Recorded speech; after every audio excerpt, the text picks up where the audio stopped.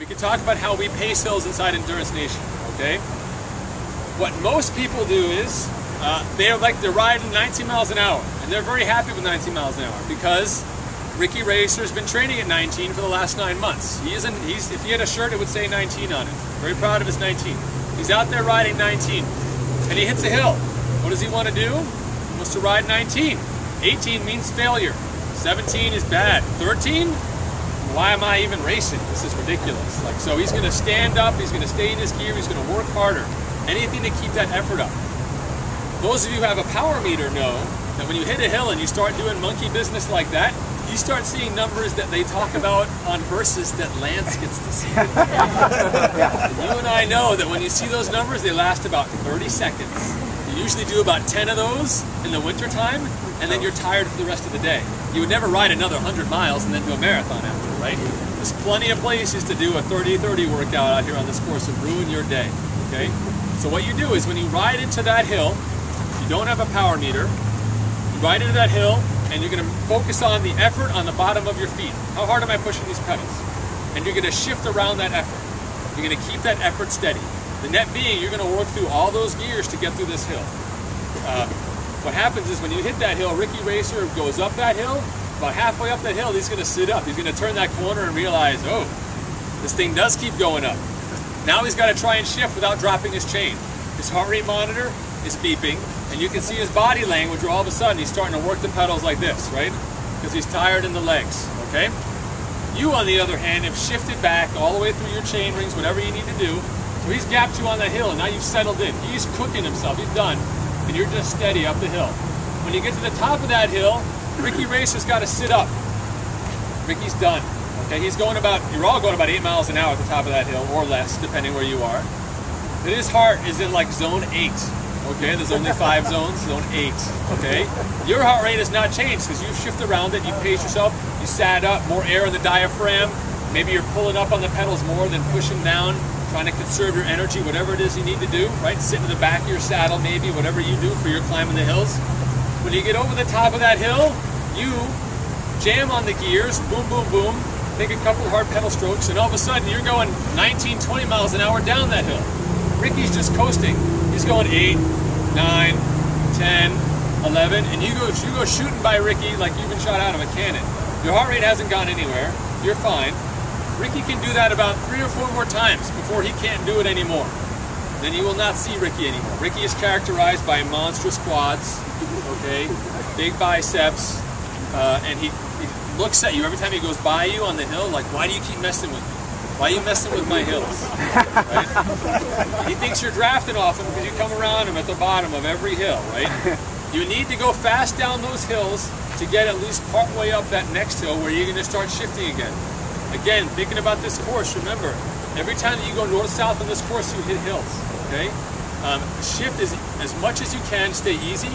On this course, really, there's no place where that downhill turns into like a 4 or 5 minute stretch where you can just kind of cruise. You hit the next hill, it just comes right back at you. So mentally be ready for that.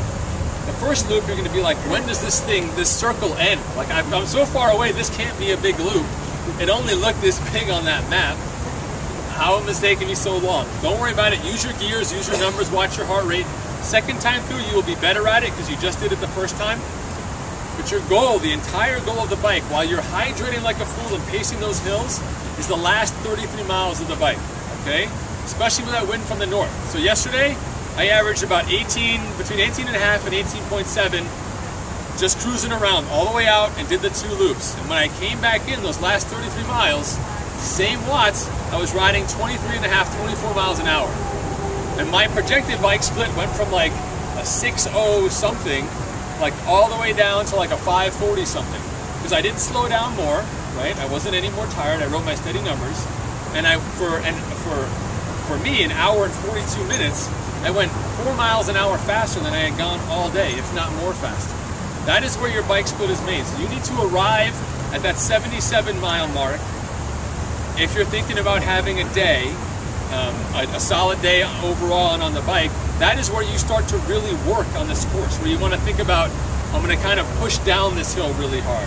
I'm gonna push through this little bit of a roll or whatever it is. That's where you're gonna work, and that's where your bike split will come together. If you're thinking about your split any point in time before, if you're out there on the loop and you're like, I told my family that I'd be back by 12:45, that ain't gonna happen. You're trying to make that magic happen. That's not the place to look at your watch, because pretty much anywhere on this course where you look at your watch, you're not going to be so happy with what you see. But if you can bike a solid last 33 miles, you will be happy what you see at the end of that bike ride. Okay, so important. We talk about bike splits inside Endurance Nation. We talk about your could split and your should split. Okay, your could split is what you think you could ride on a perfect day, right? The should split is what you should ride, which is about 10 minutes slower. You're aiming for your should split all day out there, and those last 33 miles is where that split starts to come down. You start to feel a little bit better about your bike. But all of that is precluded by you eating and drinking well and having paced those hills, okay? If you're thinking about like, I know I want to ride a 5:30 here, guys, I really want to be up there, I'm kind of on the bubble, I want to work it hard. You start working hard too early, it's going to come back and get you later. You need your mojo for those last 33 miles, okay? Stay as aero as you can, stay as low as you can, be smooth, and then you get those 33 miles back into town, okay? Come into town here, you hit transition again, you're so happy to get rid of your bike, and you start the run. How many people have not done Ironman Louisville before? Let's see a show of hands. Okay, awesome. When you head out on this run, it is probably one of the more boring Ironman runs out there, okay? I'm just saying. It's pretty much straight out and straight back. So within about 2 blocks, there goes all the people. All the spectators are gone. Right? Do the math, 6.55 miles minus 2 city blocks equals how many miles am I running with just you guys? We're not so chatty on the run anymore, are we? And so the net being that when you get out there, it's kind of like a local 5K race. You're like, where'd everybody go? There's like a girl out there with like a pom-pom. She's probably in timeout. Her parents are like, get out of the house, you're in trouble, go sit in the sun.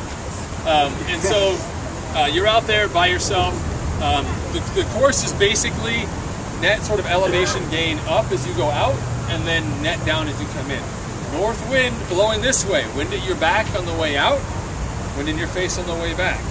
Wind at the back on the way out means as you're running out, you're like, oh my God, it's hot. Because you're not going to feel any wind on your body. You're going to feel crazy hot. When you flip it and come back in, you're going to feel the breeze, and you're going to say, oh, it's not so bad, okay? If you have hydrated and paced yourself properly on the bike, you'll be in a good place on the run. When you start the run inside Endurance Station, the first 6 miles, we ask you guys to give us 30 seconds slower per mile than what you think you could run, okay? And you think you could run inside Ironman Louisville has been tempered by the fact that it's at least 82 degrees. And 82 degrees in an Ironman at the end of the day pretty much feels like the surface of the sun. Now you can all say it's not 90, at least it's not 92 like it was last year.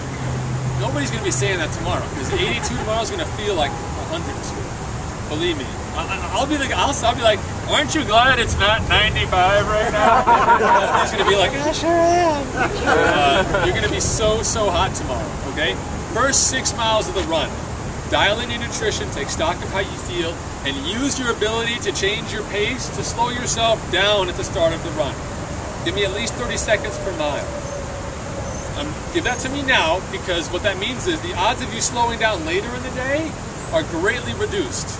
Okay, you can be all geeky about swimming and biking and run pacing, but the net is, if you walk 1 mile, if you're a 10-minute miler, which is pretty middle of the road for an Ironman, actually it's kind of on the top 40% kind of pacing side if you do the math. A 10-minute mile, which I'm sure most people here feel like they could run faster than right now if we were to time you. If you walk 1 mile, which is a 20-minute mile walking, which is a pretty good walked mile in an Ironman, you've given up 10 minutes in 1 walked mile. Whatever your time goal is, 10 minutes. So if you blow up at mile 18 and you've got to walk 8 miles, you just added an hour and 20 minutes to your day. Okay, and that is where you see a lot of insanely fit people between 13 hours and 15 hours. That's what happened to them. They were going to do an 11 something, but they popped. They had to walk, and that's why if you've ever been at the finish line, you're like, what is that guy doing back here? Like, what is she doing here? And odds are they popped somewhere on that run and they had to walk. everyone runs across the finish line, right? You know? Anyway, so the way to think about your run split here for Ironman Louisville. I'll give you the short version. You have to join the team to get Matt. Matt, raise your hand. Everyone clap for Matt, okay? Know that Matt did some sick Excel stuff. You might know Excel, you might think you know Excel. That man knows Excel. I mean, his spreadsheet did stuff I'd never seen before. But anyway, took 160,000 Ironman race results, normalized for the best male and female pro pace on the day, across how many races? 16? 60. Oh, 60 races, 60 Ironman races for the temperature on that day across all those races. Did the math on it and has a calculator for the team that tells you when it's 82 degrees out and 42% humidity, and you think your pace is a 7:30, it should really be an 8:12. Because 160,000 people before you, that's what they did, right? It's kind of hard to swallow that when you wanted to be a 7:30 guy, and the calculator says 8:12, but I have tried to beat that calculator twice now. And that thing has been within 1 second of my time every time. So next time I'm just going to run to the damn calculator. But because I went fast and I blew up and I slowed down and I got the pace. It's a lot easier just to go steady through your day. So the net being, when the temperature goes above 65 degrees, that's where temperature starts to affect your ability to run. Okay? And the soft math for those of you not on the team is for every 5 degrees it's hotter than 65 degrees, you need to add 3 seconds to your run time. Okay? So let's go back to our run time. Your run pacing goal here for Ironman Louisville is not that one awesome run that you had, right? Not that one, whenever it was, because we cling to those runs, right? Whether it was like February, that one run you had, or maybe it was just 3 weeks ago. You're like, I am ready to run. No, your run pace for an Ironman is your long run pace. It is not your open marathon pace. It is your long run pace, okay? So I may race a marathon at 7-minute miles. When I do my long runs, they're like 7:35 or 7:40s. Because I'm not going to nuke myself for the rest of my training week. That long run pace is your goal target at the end of the day.